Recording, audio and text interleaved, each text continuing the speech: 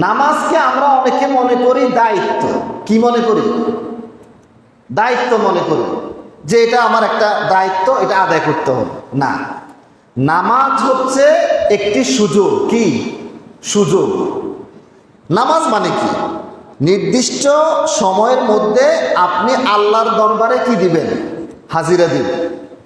আল্লাহ তাআলা আপনাকে দিনে 5 বার, 5 ওয়াক্তে 5 বার সুযোগ করে দিচ্ছে যে বান্দা, এই সময় তুমি আমার সাথে একটু গোপনে কি করো? কথা বলো।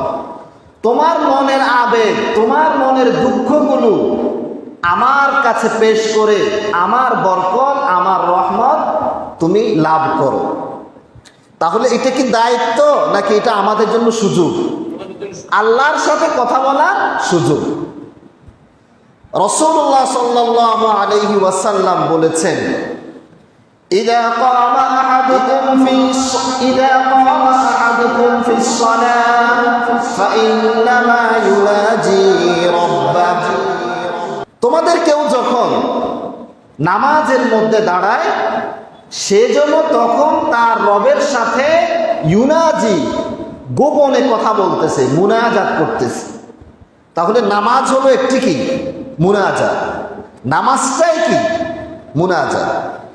আমরা মুনাজাতের মধ্যে আল্লাহর সাথে গোপনে কথা বলি না, আল্লাহ আমার ওইটা দাও, ওইটা দাও, আমার সব রোগ বালায় ভালো করে দাও।